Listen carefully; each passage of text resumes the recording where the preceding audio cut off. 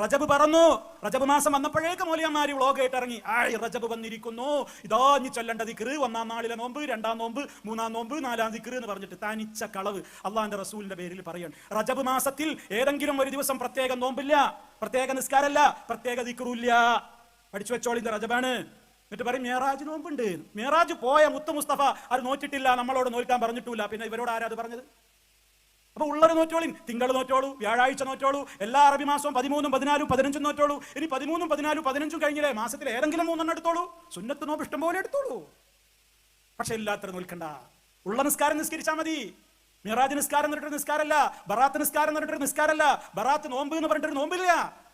ഷാബാൻ 15 നോമ്പെടുത്തോ, 13 എടുക്കുന്നുണ്ടോ, 14 എടുക്കുന്നുണ്ടോ, 15 എടുത്തോ, 13 എടുക്കൂല, 14 എടുക്കൂല, 15 ഒരു ചക്കരച്ചോറ് നോമ്പ്, ഒരു ബറാത്ത് നോമ്പ് ഇസ്ലാമിലില്ല. ഉള്ളത് ചെയ്തോ, ഇല്ലാത്തത് ചെയ്യാതിരിക്കുക. അതാണ് മുത്ത് മുസ്തഫയോടുള്ള സ്നേഹം.